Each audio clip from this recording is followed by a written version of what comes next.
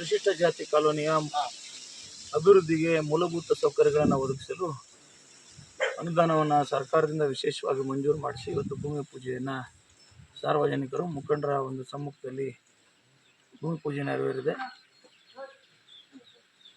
ಕಾಂಟ್ರಾಕ್ಟರ್ಗೆ ಗುಣಮಟ್ಟದ ಕಾಮಗಾರಿಯನ್ನು ಮಾಡಲಿಕ್ಕೆ ಸೂಚನೆ ಕೊಟ್ಟಿದ್ದೀನಿ. ನಾಳೆಯಿಂದಲೇ ಕಾಮಗಾರಿ ಪ್ರಾರಂಭ ಮಾಡ್ತಾರೆ. ಆದಷ್ಟು ಬೇಗ ಕಾಮಗಾರಿ ಮುಕ್ತಾಯ ಆಗ್ತದೆ. ಮೀಸಲು ವಿಧಾನಸಭಾ ಕ್ಷೇತ್ರದಲ್ಲಿ ಹಿಂದೆ ಪರಿಶಿಷ್ಟ ಜಾತಿ ಕಾಲೋನಿಗಳ ಅಭಿವೃದ್ಧಿಯನ್ನು ನಿರ್ಲಕ್ಷ್ಯ ಮಾಡಿದಂಥ ಸಂದರ್ಭದಲ್ಲಿ ನನ್ನ ಗಮನಕ್ಕೆ ಬಂತು. ಯಾವ ಊರಿಗೆ ಹೋದರೂ ನಮಗೆ SC ಕಾಲೋನಿ ಅಭಿವೃದ್ಧಿ ಆಗಬೇಕು, ಅನುದಾನ ಇಲ್ಲ, ಚರಂಡಿ ಇಲ್ಲ, ರಸ್ತೆ ಇಲ್ಲ ಅಂತಿದ್ರು.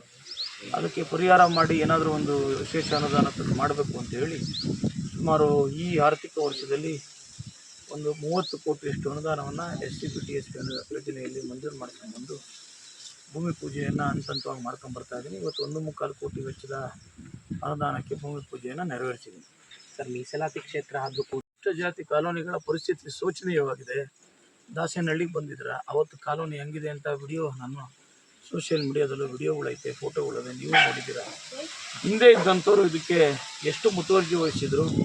ಮೀಸಲ ವಿಧಾನಸಭಾ ಕ್ಷೇತ್ರದಲ್ಲಿ ಶಾಸಕರಾಗಿ ಆ ಮೀಸಲ ವಿಧಾನಸಭಾ ಕ್ಷೇತ್ರದ ಜನತೆಯ ಸಮಸ್ಯೆಗಳನ್ನೇ ಮರೆತಿದ್ರು. ಅಂಥ ಸಂದರ್ಭದಲ್ಲಿ ನಾನೀಗ ಹಂತವಾಗಿ ನನ್ನ ಕೈಲಾದಂಥದ್ದನ್ನು ಸರ್ಕಾರದ ಹತ್ರ, ಮಂತ್ರಿಗಳ ಹತ್ರ ಬೇಡಿಕೆ ಇಟ್ಟು, ಮಂತ್ರಿಗಳ ಹತ್ರ ಕೆಲವೊಮ್ಮೆ ಒತ್ತಡ ಹಾಕಿ ಗಲಾಟೆ ಮಾಡಿರ್ತಕ್ಕಂಥದ್ದೆಲ್ಲ ಪರಿಶಿಷ್ಟ ಜಾತಿ ಕಾಲೋನಿಯ ಮೂಲಭೂತ ಸೌಕರ್ಯ ಒದಗಿಸ್ತಕ್ಕಂಥ ಕಾಮಗಾರಿಗಳು. ಇನ್ನೂ ಈ ಪಂಚಾಯತಿ ವ್ಯಾಪ್ತಿಯಲ್ಲಿ ಸುಮಾರು 2-2.5 ಕೋಟಿ ವೆಚ್ಚದ ಪರಿಶಿಷ್ಟ ಜಾತಿ ಕಾಲೋನಿಗಳ ಕಾಮಗಾರಿ ರಸ್ತೆ ಭೂಮಿ ಪೂಜೆ ಮಾಡಬೇಕಾಗಿದೆ. ಮುಂದಿನ ದಿನದಲ್ಲಿ ಮಾಡ್ತೀನಿ.